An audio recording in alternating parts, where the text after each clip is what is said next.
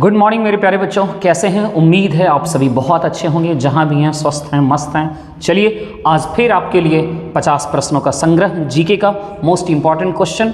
आइए मेरे साथ जुड़िए और 10 मिनट में आइए 50 प्रश्न को हम लोग क्या करते हैं, प्रैक्टिस करते हैं। और लगातार यदि इस तरीके से आप मेरे साथ करते रहेंगे तो मुझे विश्वास है कि आपका जीके निश्चित रूप से बहुत बढ़िया होगा।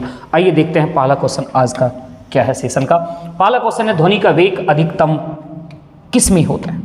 ध्वनि का वेग अधिकतम होता है वायु में, जल में, स्टील में, निर्वात में। इसका आंसर हो जाएगा कौन सा? स्टील में। कौन सा आंसर होगा? स्टील में। अगला, भारत का पहला परमाणु रिएक्टर कहाँ स्थित है? ट्रॉम्बे, नांदेड़, भोपाल, अहमदाबाद। इसका आंसर जल्दी से टिक करो बच्चों, इसका आंसर होगा ए।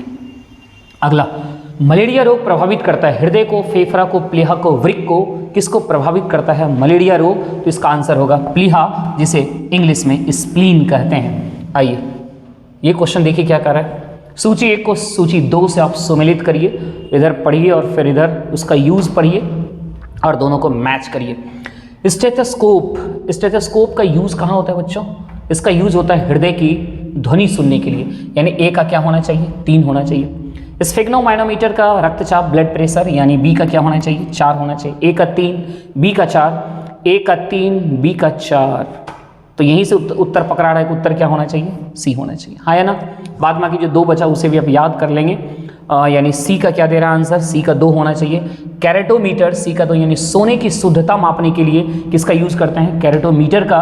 और चौथा लक्समीटर, यानी डी का 1 दे रहा है, इसका मतलब प्रकाश की तीव्रता मापने के लिए हम किसका यूज करते हैं? लक्समीटर का। राइट, तो मोस्ट इंपॉर्टेंट है, सारे को आप लोग क्या करेंगे? याद रख लेंगे। ठीक है। अगला, वायुमंडलीय वायु में नाइट्रोजन लगभग कितने प्रतिशत होता है? तो वायुमंडलीय वायु में नाइट्रोजन का प्रतिशत जो होता है बच्चों, वो 78 से 79% के बीच में होता है। आइए ये भी मोस्ट इंपॉर्टेंट क्वेश्चन है। सूची 1 को सूची 2 से सुमेलित करिए और पकड़िए का आंसर क्या होना चाहिए। नीला थोथा को क्या कहा जाता है? जिसे कहा जाता है कॉपर सल्फेट। तो ए का 4 होना चाहिए। ए का क्या होना चाहिए? 4 होना चाहिए। तो ए का 4 हमें 2 ऑप्शन में दिख रहा है, बी में भी और डी में भी। यदि आप 1-2 भी जानते हैं इस तरीके से तो शायद आपका काम बन जाता है कभी कभी। तो ए का 4 हो गया, तो अब बी का पता करें। बी इसमें बेकिंग सोडा बहुत आसान है। बेकिंग सोडा का सभी बच्चे जानते होंगे। बेकिंग सोडा का क्या होता है? Sodium bicarbonate. यानी सी का क्या होना चाहिए? 1 होना चाहिए। ए का 4 और सी का 1, ए का 4 इस दोनों में गया और सी का 1 कन्फर्म हो गए। आंसर कौन सा जाएगा? डी जाएगा। है या नहीं? 2 से ये आंसर पकड़ा रहा है। तो अब बाद बाकी जो है बच्चों उसे भी आप लोग याद कर लेंगे। यानी ए का 4 दे रहा है, इसका मतलब नीला थोथा का कॉपर सल्फेट हो गया। और एप्सम सॉल्ट का क्या हो जाएगा? बी का 3, यानी मैग्नीशियम सल्फेट हो गया।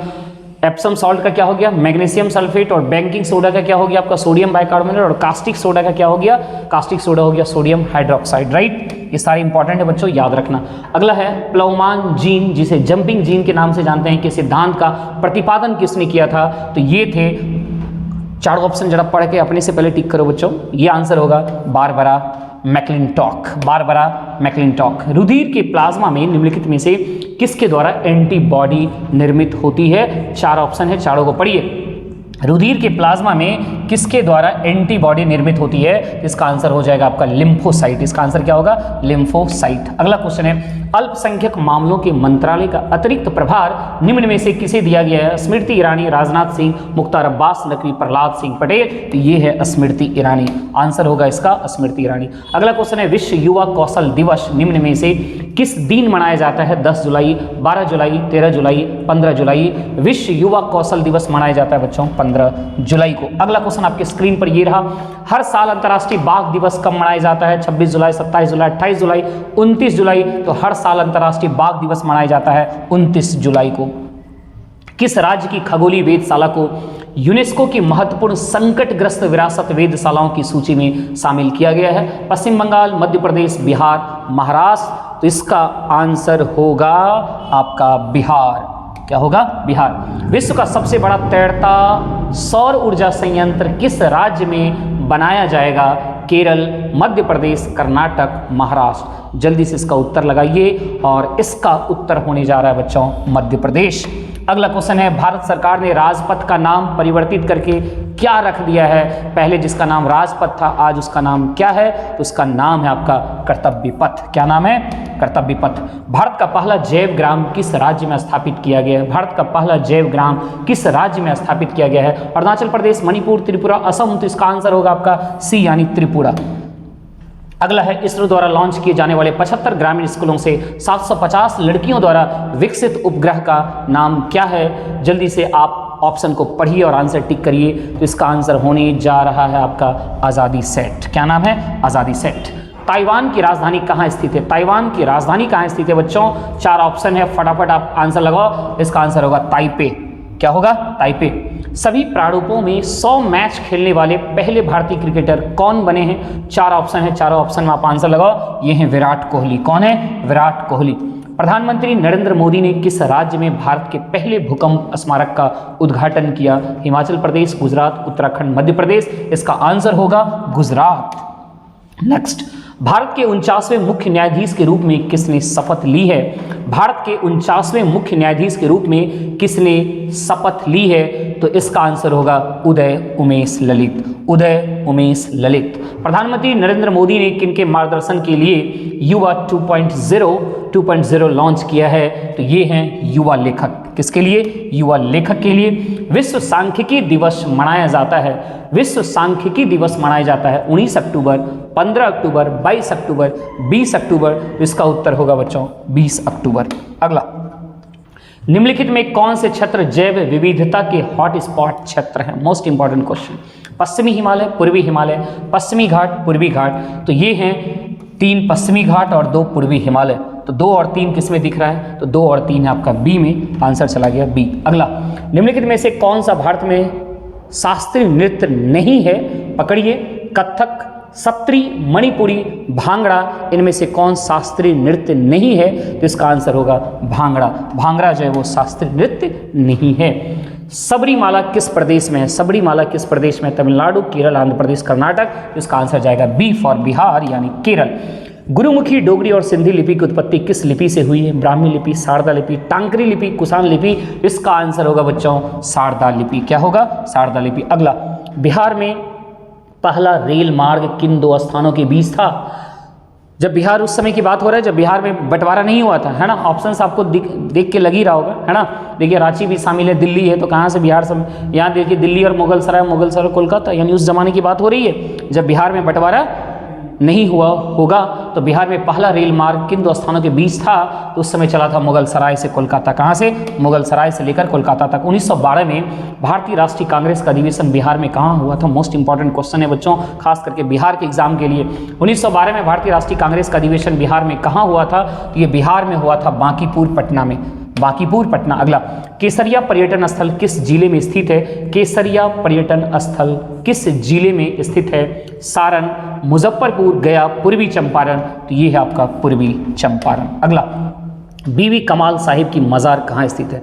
बीबी कमाल साहिब की मज़ार कहाँ स्थित है? जहानाबाद, बेगूसराय, बिहार शरीफ, राजगीर। इसका आंसर होगा जहानाबाद। अगला क्वेश्चन, घाघरा नदी बिहार के किस जिले में गंगा से मिलती है? घाघरा नदी बिहार में किस जिले घाघरा नदी बिहार के किस जिले में गंगा से मिलती है? तो ये होगा आंसर छपरा। कहाँ? छपरा। ऑटोमोबाइल उद्योग के कारण किस शहर को डेट्रॉइट ऑफ इंडिया कहा जाता है? ऑटोमोबाइल उद्योग के कारण किस शहर को डेट्रॉइट ऑफ इंडिया कहा जाता है? कानपुर, पुणे, चेन्नई, हैदराबाद। इसका आंसर होगा सी, चेन्नई। क्या होगा? चेन्नई। रुपया भारत का मानक सिक्का कब बना? रुपया भारत का मानक सिक्का कब बना? तो इसका आंसर होगा 1835। कब बना? 1835 में। अगला, रुपये का निशान, ये सिंबल किसने दिया? रुपये का निशान पर जो ये सिंबल रहता है बच्चों, आपने देखा होगा, ये किसने दिया था? सुनी राय, Umesh Kumar, D Uday Kumar, SK Paul. तो इसने दिया था डी उदय कुमार ने। मच्छू नदी पर बना मोरबी ब्रिज गिर जाने से सैकड़ों लोगों की मौत हो गई थी। यह ब्रिज किस राज्य में स्थित है? हाल फिलहाल ये चर्चा में था, न्यूज़ में था। तो ये कहाँ ब्रिज था? गुजरात में था। कहाँ था? गुजरात में। अगला, वैदिक काल में किस जानवर को अघन्य माना गया? वैदिक काल में किस जानवर को अघन्य माना गया? इसका आंसर होगा गाय। अगला क्वेश्चन देखा जाए, भारत के सांस्कृतिक इतिहास के संदर्भ संदर्भ। पारामीता शब्द का सही विवरण निम्नलिखित में से कौन सा है? सूत्र पद्धति में लिखे गए प्राचीनतम धर्मशास्त्र पाठ, वेदों के प्राधिकार को अस्वीकार करने वाले दार्शनिक संप्रदाय, परिपूर्णताएं जिनकी प्राप्ति से बोधिसत्व पथ प्रशस्त हुआ। इसका आंसर सी ही होगा। इसका आंसर क्या हो जाएगा बच्चों? सी। अगला, टॉलमी फिलाडेल्फस जिसके साथ अशोक के राजनयिक संबंध थे, कहाँ का शासक था? क्वेश्चन पढ़िए। टॉलमी फिलाडेल्फस जिसके साथ अशोक के राजनयिक लिखा हुआ, राजनयिक होना चाहिए, राजनयिक संबंध थे, वो कहाँ का शासक था? तो वो शासक था कहाँ का? टॉलमी फिलाडेल्फस, मिस्र का। कहाँ का? मिस्र का शासक था। अगला, 16वीं शताब्दी में संपन्न महाभारत का फारसी अनुवाद कहलाता है। 16वीं शताब्दी में संपन्न महाभारत का फारसी अनुवाद क्या कहलाता है? तो वो कहलाता है रज़्मनामा। क्या कहलाता है? रज़्मनामा। किसकी समाधि के कारण नांदेड़ गुरुद्वारा सिखों द्वारा पवित्र माना जाता है? किसकी समाधि के कारण नांदेड़ गुरुद्वारा सिखों द्वारा पवित्र माना जाता है? तो ये हैं गुरु गोविंद सिंह, गुरु गोविंद सिंह की। अगला, लोकमान्य बाल गंगाधर तिलक ने भारतीय स्वतंत्रता संग्राम का सेवा के उद्देश्य से कौन सा समाचार पत्र प्रारंभ किया था? तो ये था केसरी। इसका आंसर क्या होगा बच्चों? केसरी। अगला, जब रॉलेट एक्ट पारित हुआ था उस समय भारत का वायसराय कौन था? जब रॉलेट एक्ट पारित हुआ था उस समय भारत का वायसराय कौन था? तो वो था लॉर्ड चैम्सफोर्ड। कौन था? Lord Chelmsford. भारत छोड़ो आंदोलन कब प्रारंभ हुआ?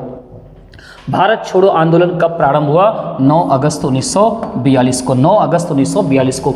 भारतीय मानक समय IST एवं ग्रीनविच माध्य समय में अंतर पाया जाता है कितने का? तो आपको याद रखना चाहिए 5.5 घंटे का अंतर होता है। भारत के निम्नलिखित में से कौन सी पर्वत श्रेणी केवल एक ही राज्य में फैली है? इसका उत्तर होगा बच्चों अजंता। इसका क्या उत्तर होगा? अजंता। निम्नलिखित में कौन सुमेलित नहीं है? छत्तीसगढ़ मैदान, झारखंड छोटा नागपुर पठार, महाराष्ट्र वृष्टि छाया प्रदेश, आंध्र प्रदेश मालनाड। तो बच्चों इसमें जो है इसका आंसर जाएगा डी, क्योंकि छत्तीसगढ़ देख के ही लग रहा है छत्तीसगढ़ मैदान वहीं होगा। झारखंड छोटा नागपुर का पठार, बिल्कुल ये मोस्ट इंपॉर्टेंट, ये याद रखिए। छोटा नागपुर का पठार कहाँ है? झारखंड में ही है। महाराष्ट्र में ही वृष्टि छाया प्रदेश पाए जाते हैं, लेकिन आंध्र प्रदेश में मालनाड कहाँ पाया जाता है? कर्नाटक में। कहाँ पाया जाता है? कर्नाटक में। आंध्र प्रदेश में मालनाड नहीं बल्कि कर्नाटक में मालनाड होता है। अगला क्वेश्चन देखा जाए। तिब्बत में मानसरोवर झील के पास जिस नदी का स्रोत है वह है? तिब्बत में मानसरोवर झील के पास जिस नदी का स्रोत है वह है ब्रह्मपुत्र, सतलज, सिंधु, उपर्युक्त सभी। इसका आंसर होगा उपर्युक्त सभी। अगला, भारतवर्ष में सर्वाधिक वर्षा डैश क्षेत्र में होती है? पश्चिमी घाट, हिमालय क्षेत्र तथा मेघालय। इसका आंसर बिल्कुल ए नंबर ही जाने वाला है। भारतवर्ष में सर्वाधिक वर्षा कहाँ होती है? तो किस क्षेत्र में होती है? तो पश्चिमी घाट, हिमालय क्षेत्र तथा मेघालय। राइट। नेक्स्ट, इंदिरा गांधी नहर का उद्गम स्थल? गांधी सागर बांध, भाखड़ा बांध, हरिके बैराज, गोविंद बल्लभ सागर बांध। तो इसका आंसर होना चाहिए सी, हरिके बैराज। राइट। अगला क्वेश्चन देखा जाए। निम्न में से एक भारतीय कृषि की विशेषता नहीं है? प्रकृति पर अधिक निर्भरता, उत्पादकता का निम्न स्तर, फसलों की विविधता, बड़े खेतों की प्रधानता। तो भारतीय कृषि की ये विशेषता नहीं है, बड़े खेतों की प्रधानता। राइट। तो शायद मुझे लगता है बच्चों ये 50 प्रश्न आपका आज फिर बहुत ही शानदार तरीके से आपने देखा, और मुझे विश्वास है कि यदि आप 10 मिनट मेरे साथ जुड़े रहे होंगे तो ये 10 नहीं बल्कि 10 मिनट में आप 50 प्रश्न याद कर गए होंगे। और निश्चित रूप से यदि आप लगातार इस वीडियो को वॉच करते रहेंगे, मुझे यकीन है कि आपको पूरा याद रहेगा। बच्चों देख भी रहे हैं, सुन भी रहे हैं, और देखने और सुनने से याद ज़्यादा होता है। तो मुझे विश्वास है कि कहीं ना कहीं ये सीरीज़ आप सभी के लिए बहुत फ़ायदेमंद होने वाला है। तो आप लगातार मेरे इस वीडियो को वॉच करते रहें। यदि अच्छा लग रहा है तो प्यारे बच्चों कमेंट भी करना ना भूलें। हर एक वीडियो में प्लीज़ थोड़ा सा कमेंट जरूर करिए, और हाँ, वीडियो अच्छा लग रहा है तो अपने दोस्तों तक जरूर शेयर करिए। Thank you so much.